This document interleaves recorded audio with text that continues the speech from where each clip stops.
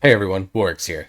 So, happy beta. I actually haven't even pulled up my BattleNet to see if I even have beta yet, so I don't know if I've actually gotten into it yet or not. I did not buy the Epic Edition that guarantees the access, so we'll see. But Death Knight and all the class tier bonuses for Season 1 of War Within have been data mined with the beta launch. Now, there's a whole long slew of beta patch notes. I quickly looked through them. It's basically all the alpha changes that we've seen so far, just put into one dev note for beta.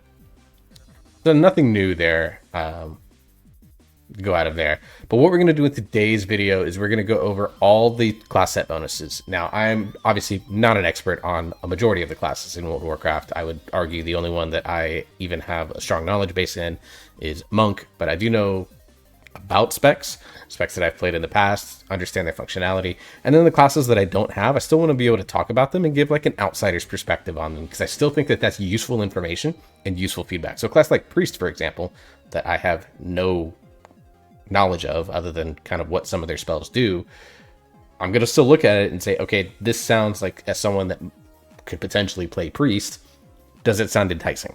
So that's what we're going to do in today's video. We're going to chapter all of these out by class, not by specs, because it's a ton of chapters and it'd be hard to go through them all. So we're just going to go by class. So if you're only looking for one specific class, look in the chapters here in YouTube. They're right below me here. Or as you hover the bar, it comes up right about here. And you pull up the chapters and go to your class of choice. I did this with the Season 3 tier set bonus video, and it did really well, even though it had a low watch time, because what happened is that people would click on my video and then go to the class that they were looking for to find out what the bonuses and stuff were. So that's what we're going to do here. So let's kick it off alphabetical order. We're going to start with Death Knight, and we're going to start with Blood Death Knight. So the two-piece, while you have one or more Bone Shield charges, the damage you take is reduced by 2%. Losing a Bone Shield charge has a chance to reduce your damage that you take by an additional 1% up to 3% for 6 seconds. So you're going to get basically... Now, the question that I have is, does the 2% thing go with the number of Bone Shield charges that you have? Or is it just a flat 2% damage reduction with a chance to get up to 5% DR for 6 seconds when you lose Bone Shield charges? Because if it's a per Bone Shield charge, then this is an extremely powerful tier set. If it's not, if it's just while you have Bone Shield up, you're getting a 2% DR, it's a pretty weak tier set. So we'll see. Quick aside, I expect all of these tier sets to be very boring. Just like we had in Season 1 of Dragonflight, there were massive overhauls with the talent trees, so Blizzard was very bland with how the tier sets functioned, because they wanted to get, obviously, as much data as possible on their talent trees. I think we're going to see the same thing as well with hero talents being a thing. So I don't expect any of these to be game-breakingly amazing, but I do expect them to have something that is very core rotation focused, which personally, I'm a big fan of. All right.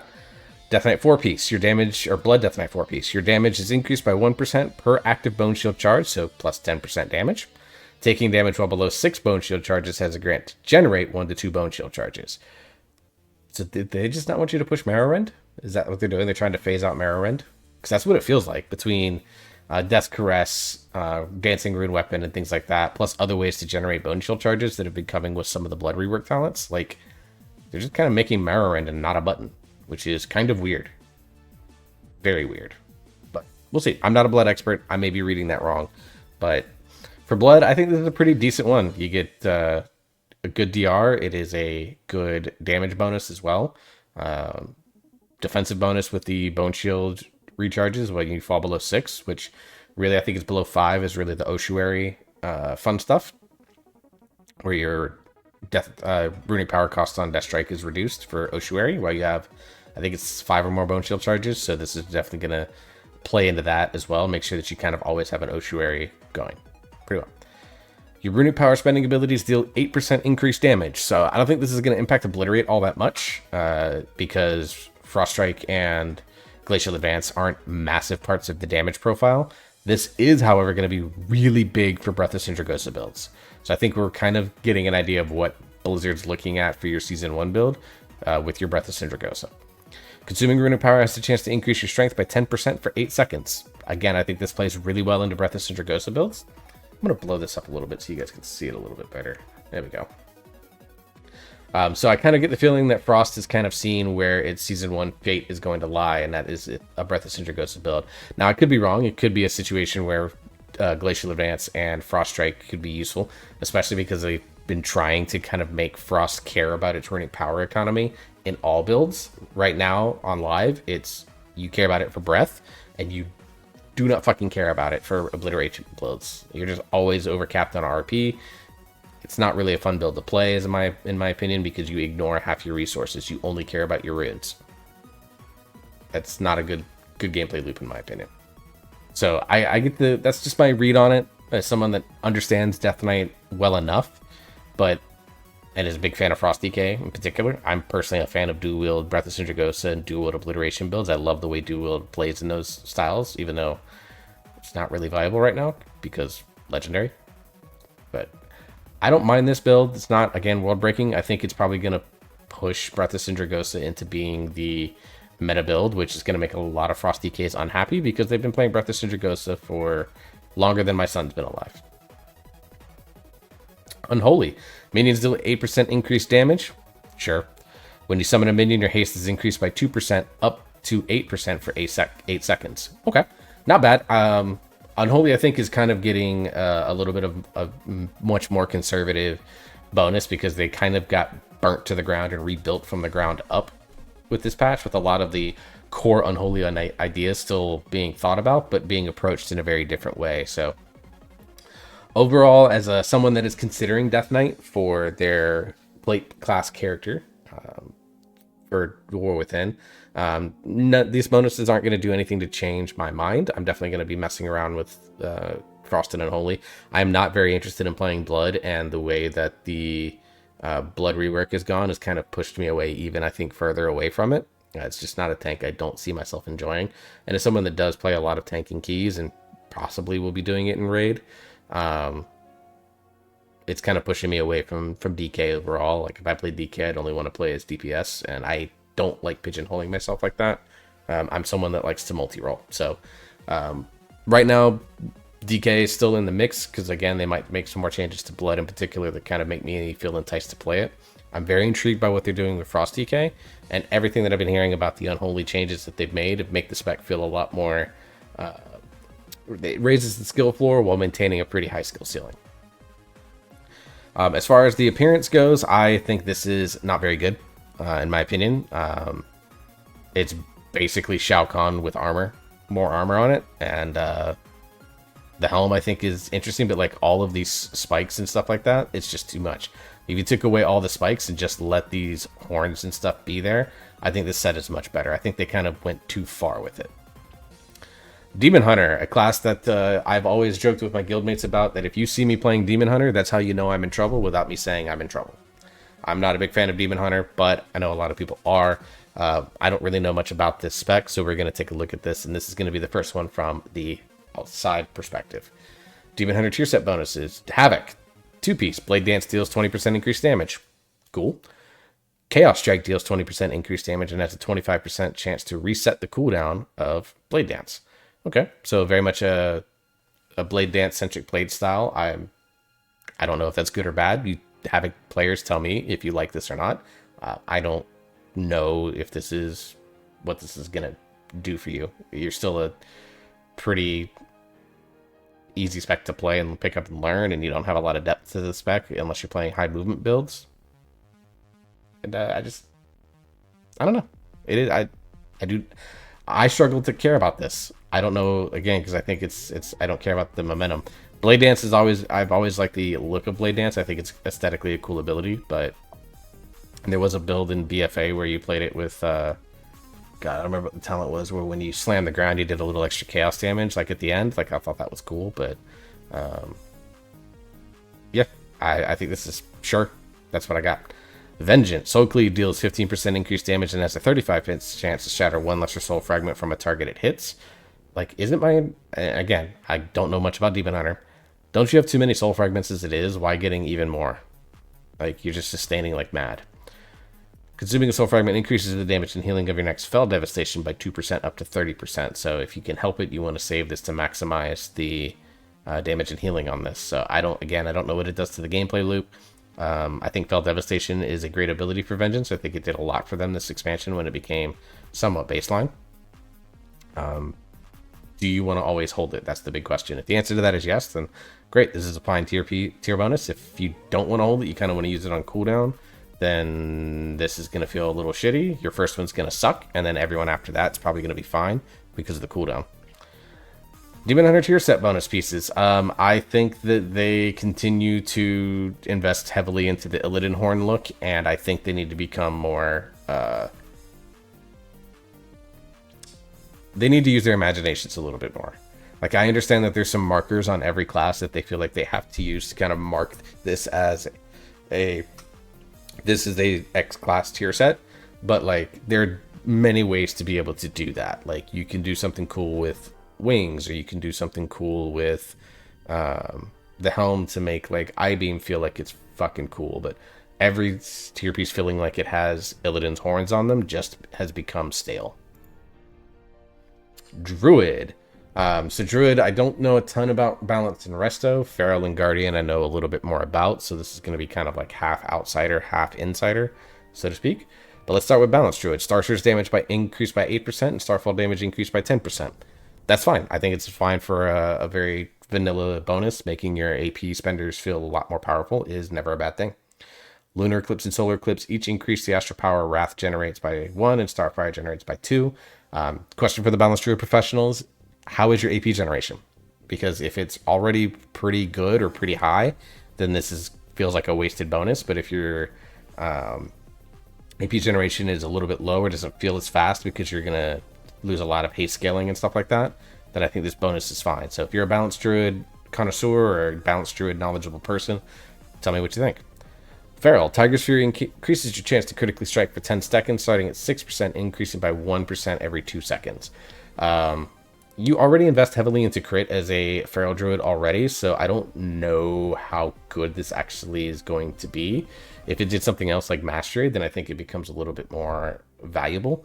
But because you're already a pretty hard stacking crit as Feral, because of all the bonuses Feral gets from crit, I think this just doesn't do much for it. But again, it could be that because it's the Season 1 tier bonus and our stat scales are going to be a lot lower, something like this might be very valuable. I could be thinking about it wrong. I don't know how we scale from 70 to 80. Crit strikes with your combo point generating abilities increase the direct damage of your next Ferocious Bite, Rampant Ferocity, or Primal Wrath by 15%, stacking up to 3 times. Very good. I like this bonus actually, because you stack crit, because basically your combo point generators will then generate an extra combo point if they crit, so it helps your combo point generation. Makes it a little less predictable, but also allows for some really nice power creep in it. So also then making the finishers that you'd use more powerful by up to 45%. It's really good. The question is how often are you going to get this to 3 times? Because if you like shred and get the bonus, it's like up to 3 combo points. So you're going to overcap really quickly if you try to stack this bonus. So again, there might be some changes to Feral that I haven't totally paid attention to, but I think this is a good bonus. Only thing that makes me hesitate is that if stat scaling isn't like slowed down pretty harshly because of the new 70 to 80 creep, then this is going to feel probably a little less good. But if it's anything like Season 1 Dragonflight was versus Season 4 Shadowlands, like your characters didn't feel less powerful, but you could definitely tell there was scaling that was going on that you needed to adjust to. And I think the Feral set allows for that. Guardian, that's what I'm probably the most looking forward to. Thrash and Moonfire increase your damage done and reduce the damage you take by 1% for 8 seconds, stacking up to 3 times. Cool. So Rend and Tear is a Guardian talent point, except it's now Moonfire and Thrash instead of just Thrash. So you're getting potentially up to 10% if you take Flashing Claws, damage done and damage reduced by targets affected by Thrash, and now you're getting just another 3% damage on top of that. So you're talking 13% potential damage done and 13% potential DR just for having Thrash up on the target. Now granted, the full max value of the extra 3% is not going to be there because of the 8-second duration, but kind of leads into a Feral build, even though I'm very interested in trying an Elun's Chosen Laser Bear build. Speaking of, arcane damage you deal is increased by 5%, and bleed damage you deal is increased by 5%. Very good 4-piece in my opinion. It walks the line between a Druid of the Claw or the Guardian of the Claw, whatever it's called for that hero talent tree, and Elun's Chosen, which is focused heavily on your arcane damage. So good bonuses for Guardian. I think this is probably better than both. I don't think it's better than Death Knight, but I think it's better than Demon Hunters. Just looking at them. Resto, regrowth, wild growth, and swiftman healing increased by 10%. Fine. And your healing is increased by 8% when consuming Soul of the Forests bonus and for 6 seconds afterward. Okay. I think this is fine. I think anything that makes Resto Druid's healing being done by the Druid again and not by your Grove Guardians is a good thing. As far as the Druid tree goes, I actually like this set. It looks good on a Night Elf. The helm is the only thing I'm not so sure about, but these shoulders slap. I like them. And then the secondary colors, like these are both very, very good. Oops, we got ahead of ourselves. I like this look on the shoulders a lot. The rest of the set looks great. I think it's going to look good on Kultiran. It'll look good on like Zandalari Trolls. It's going to look good on Taurens. Like the only thing I don't necessarily love is the helm, but you can hide that. So good tier set. Evoker. Now I've been playing a lot of Evoker in Season 4. I've been learning the class, not Augmentation, because I have self-respect. But I've been playing a lot of Devastation and learning Preservation. So Augmentation is 2-piece. Upheaval deals 30% increased damage and increases the damage of your next 2 eruption cast by 30%. Someone tell me if that's good. I don't know, again, because I have self-respect. No play Aug. Ebon Might increases primary stats by an additional 0.4% of your own every 2 seconds it remains active, up to a maximum of 2%. So just want to keep the Ebon Might uptime as best we can. Seems pretty standard. That's kind of been the main gameplay focus of Augmentation for a while now, where it just wants that Ebon Might uptime. So I think these are probably fine. Evoker, Devastation Evoker 2-piece. Disintegrate damage increased by 10% and Pyre damage increased by 10%. Cool. Again, making your essence spenders more powerful. Very similar to what you're seeing with Balanced Druid, where you got your single target one was big, and then your AoE one got a different, your AoE one both get bonuses there. I think this is fine. Eternity Surge's cooldown is decreased by 5 seconds and now guarantees an essence burst. That's actually really good. Eternity Surge has become a big part of Devastation's rotation, whether you're single target and using it at low in power level, or you're in AoE and using it at a high in power level. Being able to guarantee an essence burst right off of that ability, especially after you follow it up with something like maybe a Shattering Star to give you double essence bursts, allows you to go straight into like a double Pyre or a double Disintegrate. Very good. I like this bonus for Devastation. I think it's quite nice. Preservation. Reversion and Emerald Blossom heal an injured ally within 30 yards for 10% of any amount healed. Very good. Reversion, right now it's a big part because you use it a lot with the current tier set bonus. This is just going to embrace that you want to make sure that you're using Reversion as often as you can, because you're going to be able to gain this extra free healing off of it. Verdant Embrace increases the healing of your next Reversion by 200%. Alright, so Verdant Embrace, if I'm recalling correctly, I'm still learning Preservation, is the one where you leap to the target and heal them, and then you can... so that's ability then is going to make your next Reversion head up. So you can Verdant Embrace someone, echo a group, and then hit Reversion, and it's going to increase that. Now the question is does the 200% bonus go on to all the echoed targets? If that's the case, this is a massive heal over time bonus for Preservation, and I'm a big fan. Their tier set bonuses, I think, are among the best. I love the way that this tier set looks. We get our first true like Shadow Flame Notharian look. This is a really nice set. I just wish that Devastation and Augmentation in particular could maybe stay in Visage form more often so you could see this bonus. Even though I love the way that my Evoker looks in Dragon form, I think that this is an amazing set. Kudos to Blizzard. They really knocked it out of the park with Evoker. S tier. Hunter. I know a little bit about Hunter, not the deepest person. It's been a couple of seasons since I played it, but we're going to take a look. Barb Shot further increases your pet's attack speed by 5%, is the Beast Mastery 2-piece. I mean, pet attack speed is not a bad thing for BM because everything relies on their pets for damage, so I guess that's fine. Your pet attacks have a 10% increase all pet damage you deal by 10% for 10 seconds. So it's a very passive bonus, obviously. You're not maybe even really going to ever notice it. But if Beast Mastery has something where the all pet damage is increased by things like your Dire Beast, your Stampede potentially, like anything that summons a pet from your stable, for example, these are all things that you're going to want to take advantage of with that. Overall, not game changing, doesn't impacts single target and AoE because of Beast Cleave, so perfectly fine bonus. Alright. Marksmanship. Arcane and multi-shot damage increased by 20. And then the 4-piece consuming precise shots increases the next damage of your aim shot by 10%, stacking up to 2 times. I have a problem with this bonus because right now in True Shot, you don't want to consume your precise shots and you don't arcane and multi-shot. So during your biggest cooldown window, you're not even using your tier set bonus. Sorry, Marksman, I think you got screwed a little bit here. I don't think this is very good at all. Because for 20 seconds, generally about every 90 seconds, for 20 seconds of that, you're not going to be able to utilize your tier set bonus because you're ignoring both of these aspects of your kit, which is your arcane shot, multi-shot, and consuming precise shots. Now in AoE, you'll use multi-shot a little bit more, but you still have volley and things like that that'll give you trick shots. So I don't think this is a good bonus. I think they should probably look at this one again and consider what True Shot does to the spec in terms of how its gameplay loop functions, and maybe find something that's going to work both inside and outside cooldowns. Survival Hunter. Wildfire Bomb damage increased by 5%. Okay. And then Mongoose or Raptor Strike deal 10% damage to targets affected by Wildfire Bomb.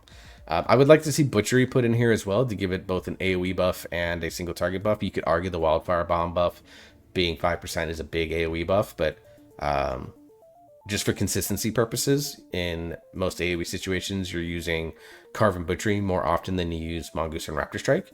So just for consistency purposes, I'd like to see that put in, but not a bad bonus for survival, but I wouldn't call it great.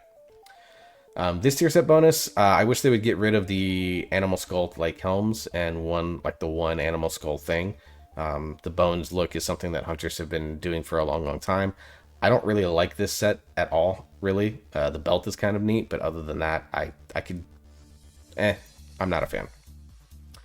Mage, another class that I'm considering playing for War Within, is my cloth-based spec, so probably right now the clubhouse leader for my cloth-based spec. I'm mostly a frost damage fan, but I'm learning fire. Don't really have any interest in arcane. The arcane. All right. Arcane blast and arcane explosion damage increased by 6%. Fine. Casting arcane blast or arcane explosion has a 10% chance to make your next arcane barrage deal 10% increased damage and generate 4 arcane charges. So it's going to make it so that you want a barrage when you get this proc, so it's something that you're going to have to track. And then you get the 4 arcane charges. Arcane Blast being damaging by 6% means your main core spell that you're using outside of Arcane Missiles gets a 6% damage bonus. I think this is a pretty decent bonus. Definitely in single target for sure. I don't know how this is going to work so much for AoE though. Fire Mage. Phoenix Flames damage increased by 10%. This amount is increased to 25% on its primary target. So Phoenix Flames, if you don't know, basically what happens is when you fire it, it deals damage to your primary target and splashes out to targets within, I think it's a 5-yard radius. So you're just gaining just a net damage to Phoenix Flames, which is one of your main ways that you trigger Hot Streak as well. After dealing damage, Phoenix Flames has a 10% chance to return to you, refunding 1% of the cooldown on Phoenix Flames and granting you 6% increased spell damage for 10 seconds. So probably will make the cooldown timings on Phoenix Flames a little bit better. I don't really think this is that big of a deal. I could be wrong. If the math plays out really well, it could end up being quite good. But from kind of a learner's perspective, I don't know how much I'm going to notice the 4-piece bonus actually playing a part. Like, cooldown reduction usually is something that you do actively notice when you have more of it than not. I don't know if 1% of the cooldown on Phoenix Flames is going to actually matter. Frost. Ice Lance damage increased by 5%, and Fingers of Frost increases the damage of your next Frozen Orb by 10%, stacking up to 10 times. So Frozen Orb is something that you still generally use in single target because you do get a lot of Fingers of Frost procs off of it. And then Frozen Orb increasing Ice Lance's damage by 15% for 15 seconds, which I believe is double the duration of Frozen Orb. So it's really going to make, when Frozen Orb's out, you're going to want to use your Fingers of Frost procs to be able to get the extra Ice Lance damage, which then increases the next Frozen Orb. So there's a gameplay loop revolving around when Frozen Orb is up. It's going to remove some hard-casted spells, potentially some Glacial Spike and Ray of Frost synergies are going to be a little bit weird, but I think overall this is potentially a pretty decent tier set bonus. And the only thing I have to say about the Mage set is I think the hood, these spikes again, are probably a little overdone, and I wish they'd get away from purple and pink, which is why I like the red a little bit better, even though I think orange should probably be more a Fire Mage color.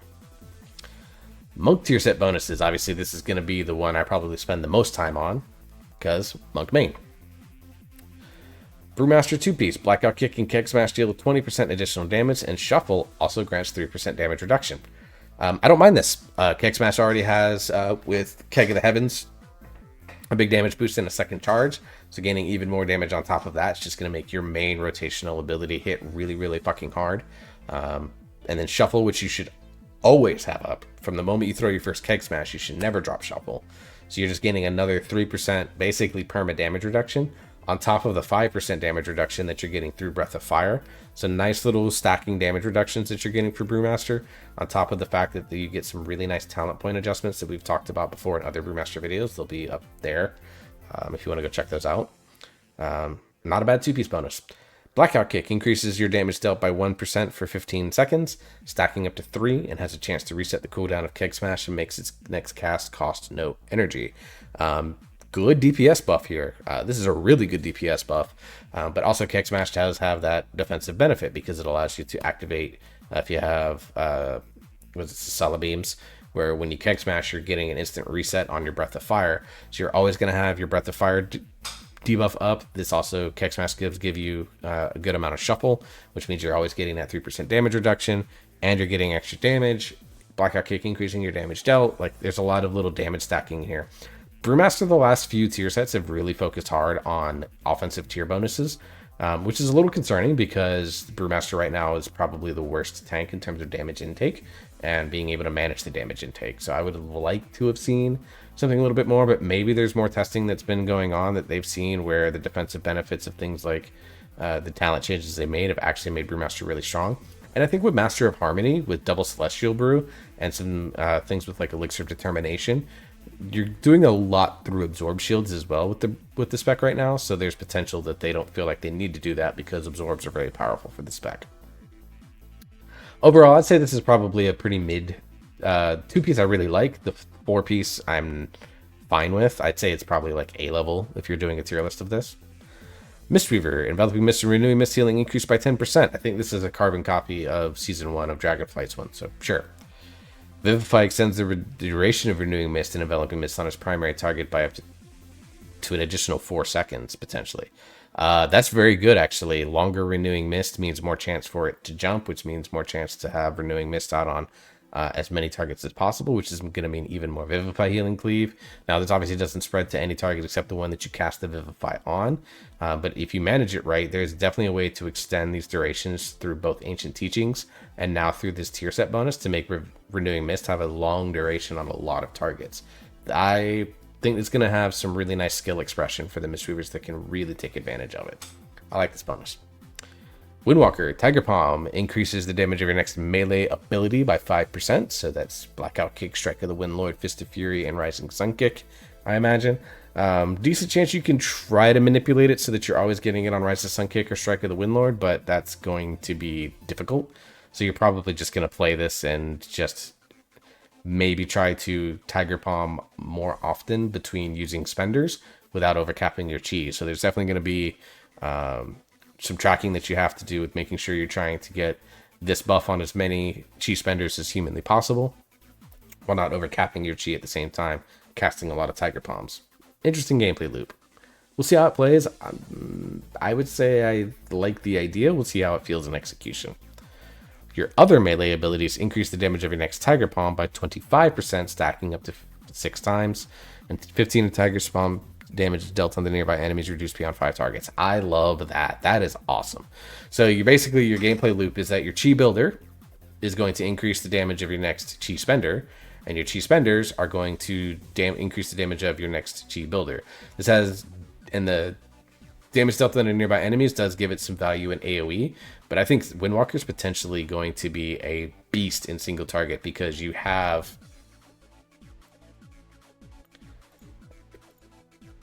this talent here. Where's it at? Oh, did it take Facepalm out? Where's it at? I think it's...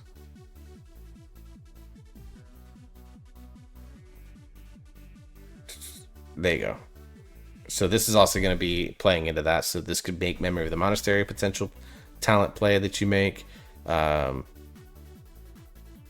makes something like Touch of the Tiger probably a point that you would spend and invest in. Instead of maybe doing Hardened Souls, you would maybe go invest in Touch of the Tiger up at the top of the tree. So you do something like this, because I still think you take these talents here, and then you grab all 3 of these because they're just very good. So something like that could be the top of your tree. In order to get down into the tree itself, because you're obviously going to want as much Tiger Palm damage as humanly possible. I see Touch of the Tiger probably playing its way into a single target build with Hardened Souls, with Shadow Boxing Treads, which is down here in the tree a little bit, being your AoE type setup.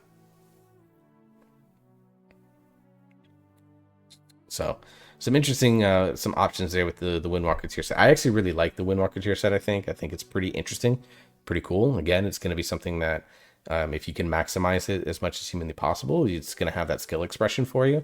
But if you're just playing it for what it is, then you're still going to gain a lot of value out of it. So nice job. That said, this is ass. I hate all of these spikes. I hate them. I hate it all. I don't even like it in this purple and red color, purple and maroon color. No, please, no. I don't like this. I'm gonna mog off this tier set. Paladin, Holy Shock's healing is increased by 10%. Its cooldown is reduced by 10%. So Holy Shockadins are gonna be coming back. It sounds like.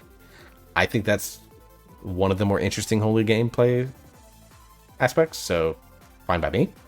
Holy Shock increases the initial healing of your next Word of Glory or Light of Dawn by 8%, stacking up to 4 times. Cool. The Holy Power spender on healing for Holy Paladin has been very weak for 2 patches in a row now. So, cool. I think this is probably good. Does Holy Paladins like it? I don't know.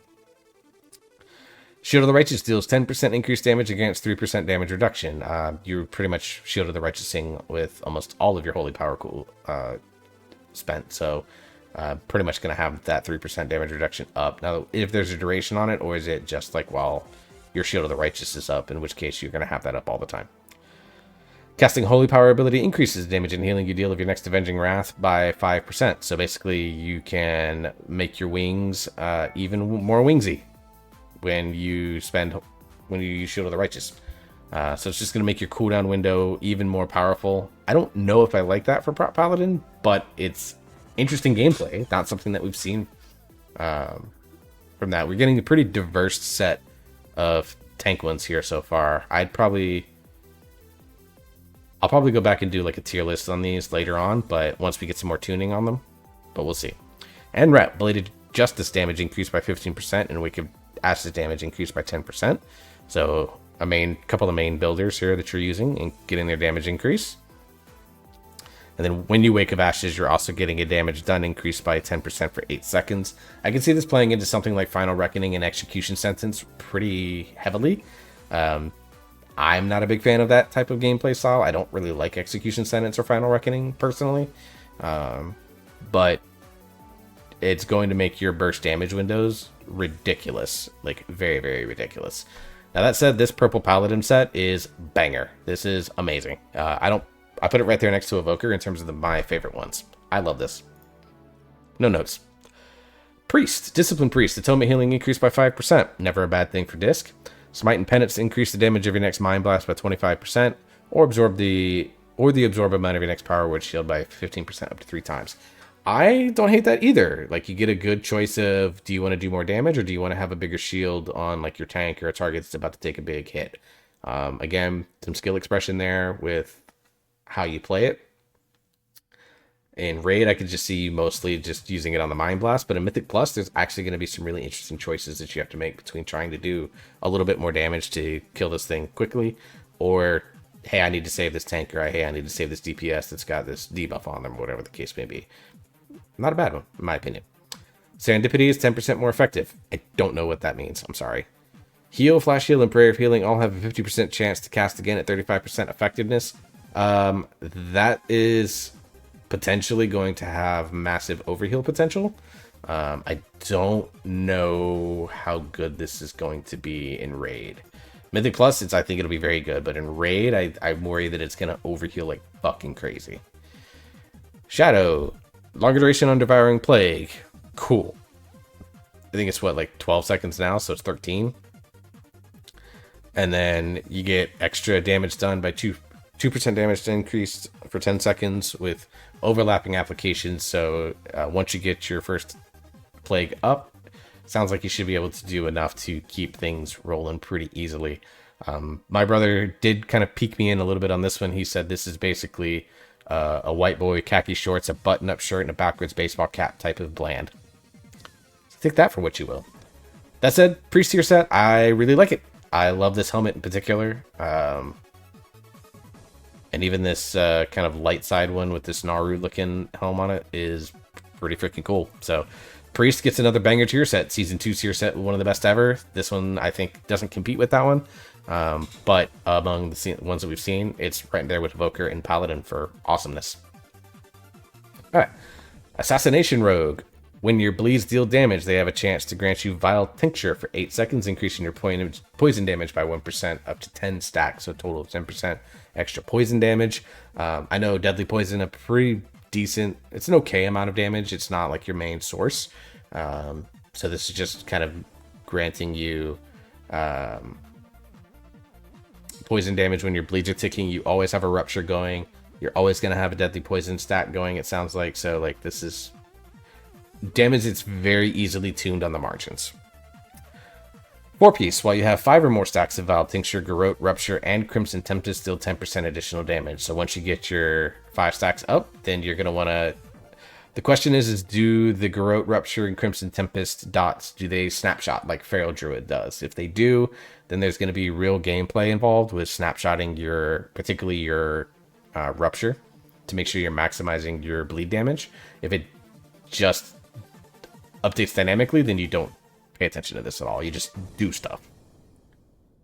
Outlaw. Your Sinister Strike, Pistol Shot, and Ambush have a 20% chance to deal Ethereal Rampage, dealing 15% increased damage as Shadow.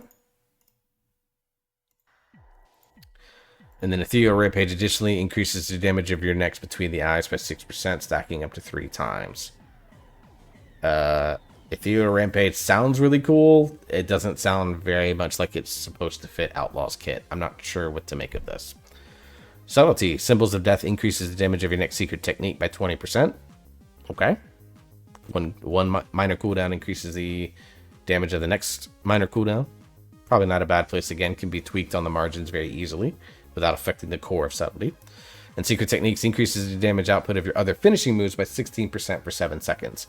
So really good in AoE because obviously you can generate combo points very, very quickly. And so you can take advantage of this window much more effectively. Love to see how it manages in single target. I said the Rogue tier set, I would just wish they would get rid of this hood look. This is literally the hood of every single fucking Rogue set. Come on, Blizzard. Shaman. Elemental Shaman. Elemental Blast or Earth Shock damage increased by 25%. Earthquake damage increased by 25%. So again, making your Maelstrom spenders more powerful.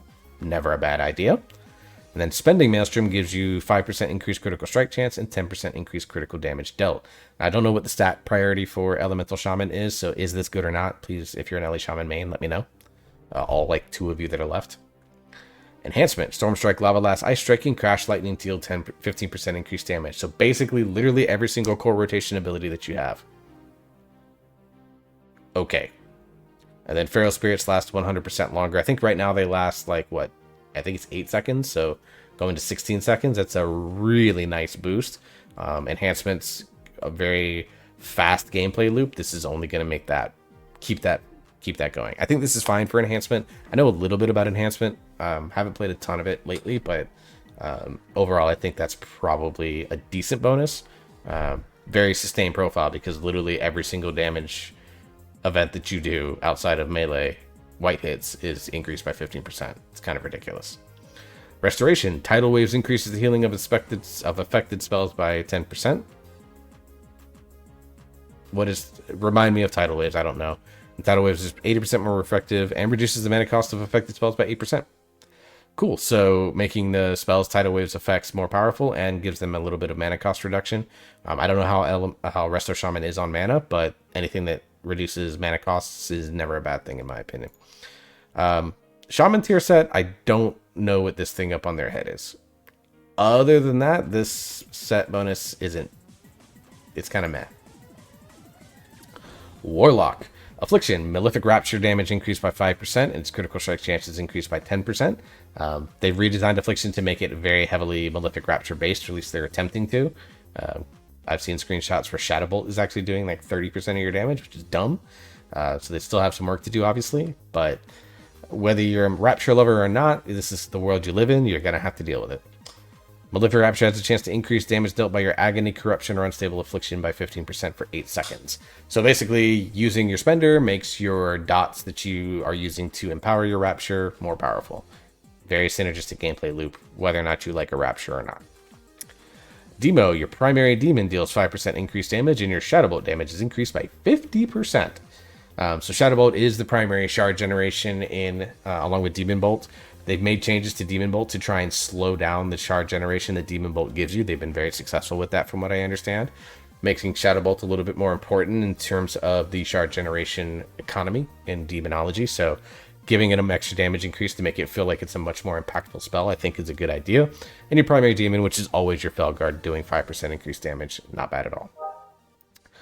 Shadow Bolt has a chance to enrage your primary Felguard, increasing the damage dealt for the next Legion Strike by 300%. Legion Strike, just their pet ability. Destro, Incinerate critical strikes increased. Critical strike chance increased by 20%, and Flag crit strike chance increased by 25%.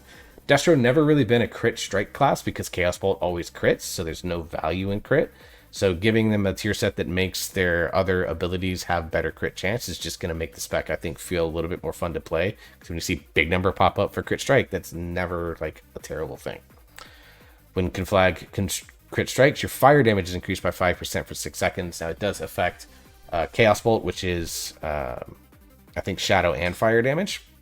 So Shadow Flame damage, or Chaos damage as it's called. So that should affect Chaos Bolt, and then of course Rain of Fire. And then, of course, your Incinerate as well. So just overall, not bad. Warlock tier sets, I think they went a little too heavy on the spikes on the back. I do like the veil on the hood and the little fell ball here. I think this not bad at all. I don't know if this... I've heard that this tier set piece is, the chest piece at least, is mandatory. If not, we slut mug and Warlocks, guys. We love it. And Warrior, another class that I've been learning a lot about. I know a little bit about DPS Warrior, learning Prot, so I'm very interested in this one. Mortal Strike and Cleave increase the damage of your next Overpower by 10%. Now, of course, Overpower does increase the damage of your next Mortal Strike and Cleave. So again, core synergies in the core gameplay loop. When Overpower has its cooldown reset by Tactician, your next Mortal Strike or Cleave has its damage increased by 10%, and a critical strike chance increased by 10%, stacking up to 2 times. So you're getting a base 10% increase, plus another 10% increase, so you're really leaning into Mortal Strike and then Cleave, obviously, for AoE. You're going to be forced into taking it as your AoE filler, so to speak. So really kind of leaning into that. But again, Arms Warrior's kind of been playing mostly the same. Does things like Colossus or Slayer do enough to change that? Slayer I don't think does, even though I really like Slayer, because it's a heavy execute-based build.